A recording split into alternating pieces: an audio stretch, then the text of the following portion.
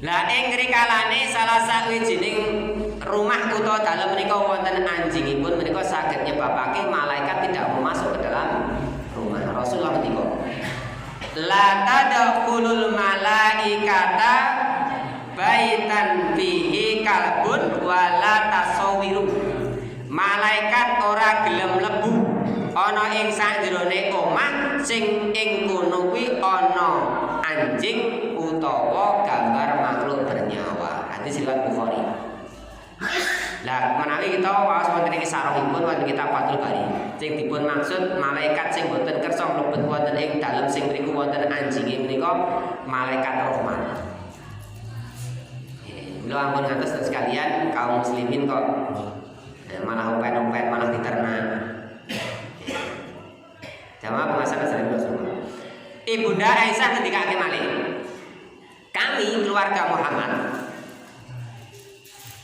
pernah tidak menyalakan tungku masak selama 1 bulan penuh. Boten masak, boten jajan. Ibunda Aisyah ketika itu kami selama 1 bulan penuh itu tidak menyalakan tungku masak, kami hanya makan kurma dan air. Hadis Bukhari. Dados sing dipun dahar menika namung kurma kalih toyo. Karena ketika itu mang panen kurma. Ini bukan masalah Rasulullah niku piantun miskin, mboten. Rasulullah itu kaya.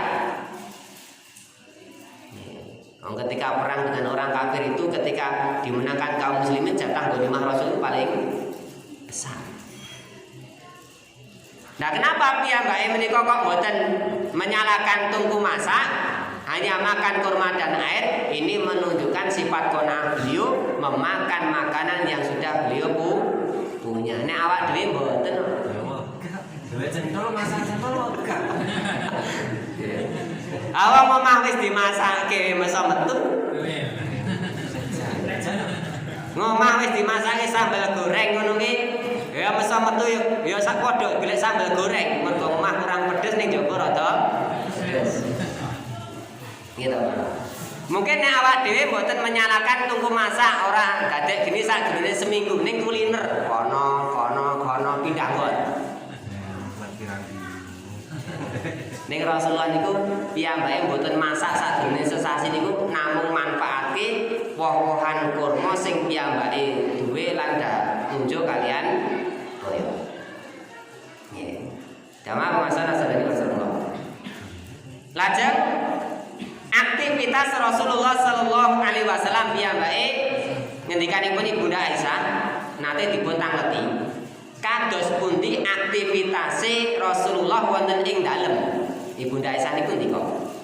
Nggih. Ibunda Aisyah niku ngendikake piyambake Rasulullah kuwi ya manungsa kaya dene liyane. Dheweke kuwi ya sok-sok umbah-umbah klambine dhewe, sok-sok ya merah susu kambingnya sendiri, sok-sok nggih melayani dirinya sendiri. Niki Rasulullah. Ning kadang kala bapak-bapak saniki kadang kala rada nyanyi. Kon ngewangi gaweane sing wedok ngono kadang kala sok ora gelem. Sok gaya wong lanang kok kon ubah-ubah. Rasulullah ki mawon ya ubah-ubah. Kon ngomong anake ora gelem. Ya gawane wong wedok.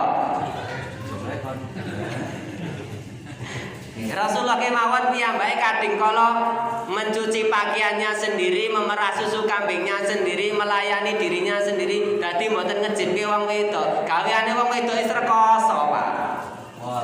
Pol kandhane niku mung ra ketok ning coba sekali tempo digawe. Ibu-ibu cuti seminggu, bapak-bapak kan ngurusi mburi.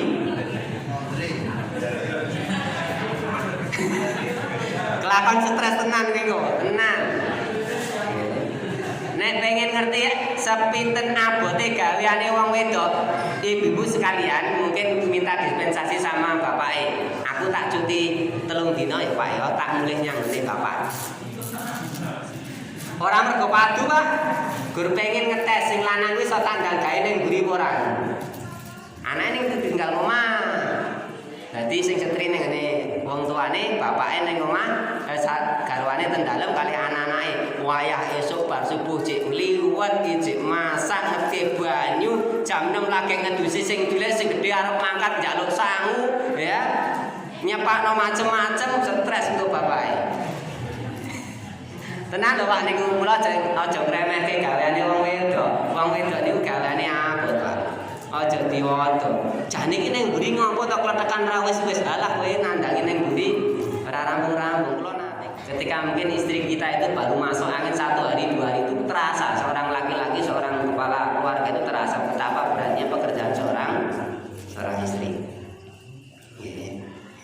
Lajeng ngendika malih piyambakipun Ibunda Aisyah.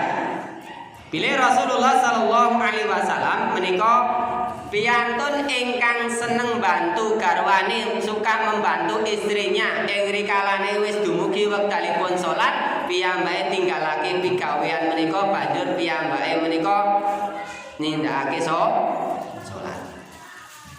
Nggih, lajeng sikap Rasulullah marang keluargane termasuk keelokan budi Rasulullah niku piyambake niku nek nimbali anggota keluargane nimbali garwane niku kanthi asma ingkang paling dipun senengi dening garwane. Termasuk Ibunda Aisyah ngendikake piyambake Rasulullah niku nek nimbali kula niku kanthi sebutan ya Ais. Nama panggilan kesayangan untuk saya. Panggilan nama-nama yang baik. Mula bapak-bapak niki kita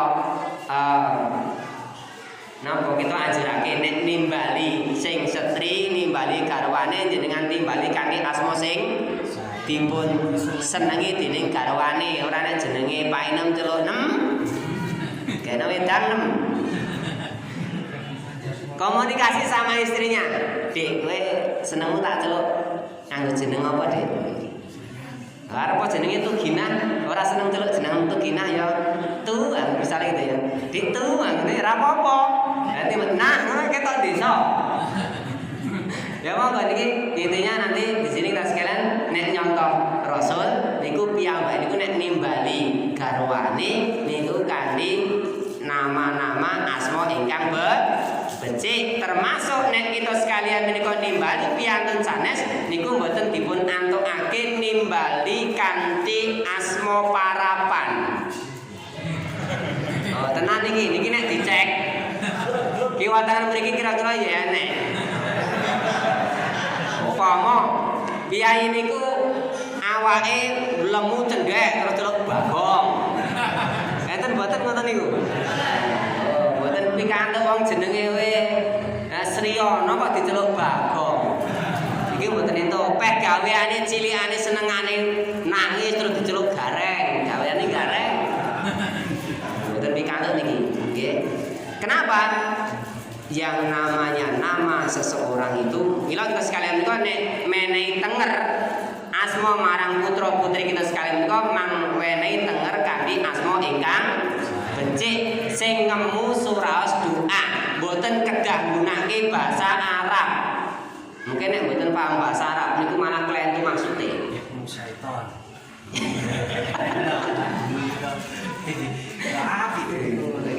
Di rumah ketinggalan saya ini mboten pas. Dijenenge goliman. Kamu aja sama niku enten sing dijenenge Siti Musyrikah. Ijazahane kadung Siti Musyrikah. Coba langkung sae jenengan menehi tenger kanthi jenenge wong Jawa jenenge Slamet Widodo ngono wis malah sae niku. Nggih. Lah kula niku ndek kanca daleme teras. Kanca kula jenenge Slamet. Anake dijenenge Aslam. Dadi Aslam bin Slamet. Aslam kuwi artine ya slamet. Dadi Slamet anake Slamet ora apa-apa.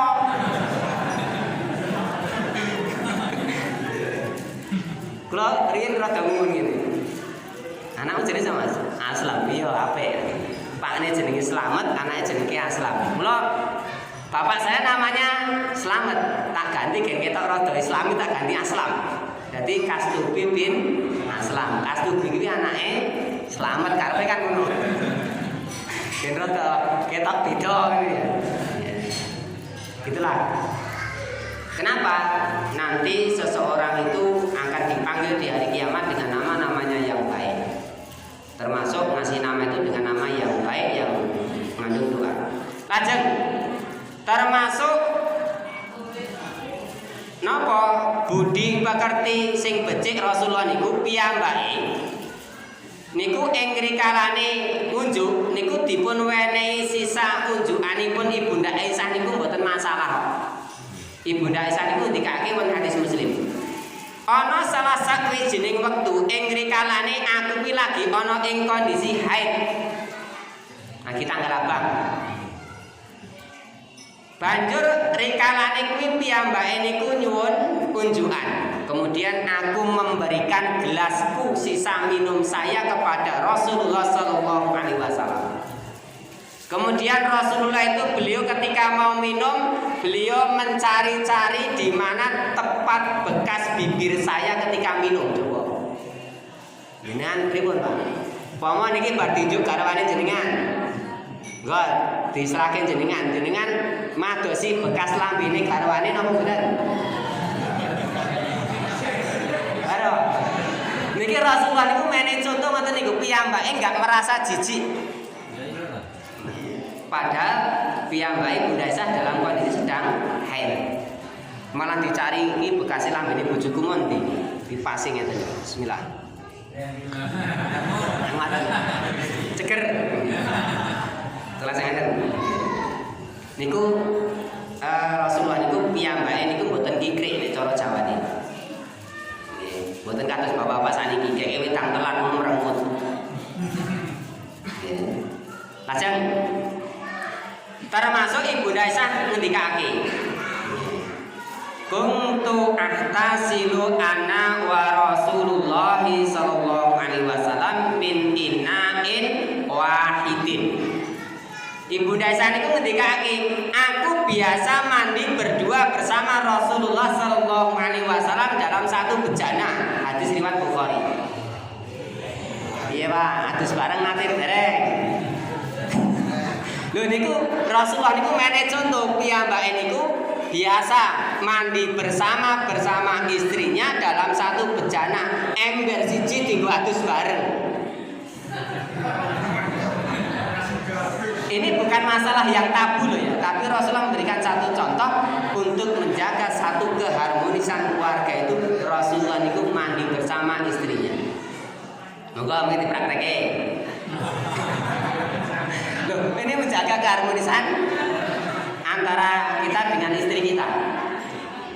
Neng yo, niki ampun diterapke nek kalau memang kita sekalian masih satu rumah dengan mertua, mungkin repot.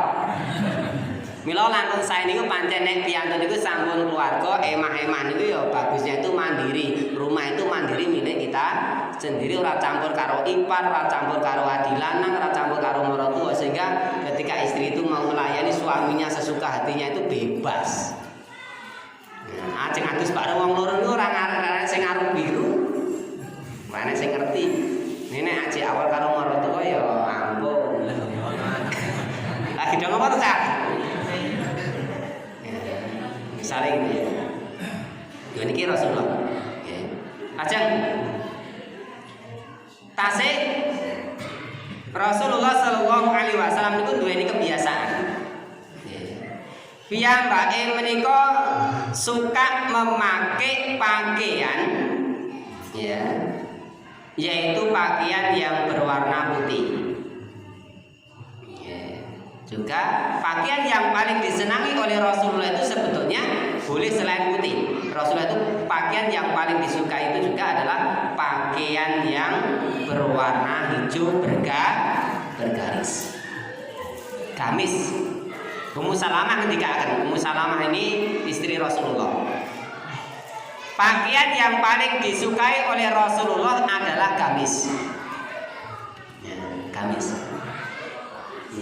Lah gamis yang disukai oleh Rasulullah adalah hibaroh. Hibaroh menika satu jenis pakaian dari Yaman yang bergaris, ada garis-garisnya. Dan terus nek kita sambil sana enten piyantun sing gunake gamis, gunake jubah, itu pancen Rasulullah niku pakaian seperti itu. Nek boten ateges banjur mengke sing pun saged ginake gamis, sing pun saged ginake jubah, kemudian memandang sebelah mata orang yang masih pakai baju yang lain. Rasulullah sallallahu alaihi wasallam menika boten nate piyambake menika napa memukul orang lain kecuali dalam rangka jihad fisabilillah. Boten nate kok jenengane ngeplak bojone boten nate. Jewer anake boten nate. Awak dhewe jewer anake bola-bali lho. Itu termasuk perbuatan dolim itu akan dibalas. Ya, itu ada saya di belakang itu pernah. Dulu saking ini Rasulullah itu boten nate piyambake niku main tangan memukul orang lain kecuali dalam rangka jihad perang melawan orang kafir. Rajang Rasulullah piyambake menika boten nate ginakake pakaian sughroh. Sughroh niku pakaian ketenaran untuk memamerkan sesuatu. Sughroh, pakaian sughroh. Tidak mesti mahal, cuman pakaian itu bisa mengundang perhatian orang banyak. Orang banyak. Misalipun gitu. Bisa jadi kita pakai jubah atau gamis, bisa jadi itu nanti bisa menjadi pakaian sughroh. Ketika mungkin kita berada di komunitas masyarakat yang memang di situ belum ada yang pakai jubah. Misalnya jagung manten umumnya gunake batik. Nah, enek salah siji sing gunake jubah tekan dhuwur polo. Ini nanti akan bisa menjadi menimbulkan perhatian banyak orang. Nah, kemudian akan timbul iki lho pakaian sunah ngene iki. Ya pancen Rasulullah itu gunake jubah, gunake gamis. Ning Abu Jahal itu ya gunake jubah, ya gunake gamis.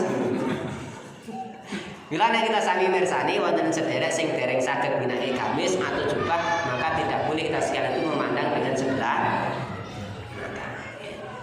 Sampun lebet telepon surat Isya terakhir. Rasulullah sallallahu alaihi wasallam menika ing ngrikalane piyambake menika nindakake salat tahajud itu sampai kakinya itu bengkak karena saking lamanya berdiri. Mulai ba'da Isya sampai jelang fajar rata-rata Rasulullah itu ketika mengerjakan salat qiyamul lail terhitung hanya 11 rakaat. Ning satu rakaatnya surah yang dibaca Al-Baqarah, Al-Imran. Kalau wajar mulai ba'da Isya sampai jelang fajar itu sampai hanya dapat 11 rakaat. Mila nek wonten ing wulan Ramadan kita sami mirsani wonten sederek sing piyambake menika nindakake salat tarawih 11 rakaat enten sing 23 rakaat mboten sah dimasalahke. Nek Syekhul Islam Ibnu Taimiyah rahimahullah piyambake ngendikake sayaktine batasan waktu untuk batasan mengerjakan salat qiyamul lail itu bukan bilangan rakaat, tapi batasannya adalah waktu. Hanya saja Rasulullah itu mulai ba'da Isya sampai jelang fajar itu rata-rata terhitung 11 rakaat. Surah yang dibaca setiap rakaatnya sepanjang Al-Baqarah, Al-Imran. Nah nek sing dipun waos mung kulhu, Anas, Al-Kafirun kuwi sak jam, kuwi liwat 23 rakaat. Nggih. Mila nek wonten masjid enten sing mantep 23 nggih monggo, enten sing 11 rakaat nggih.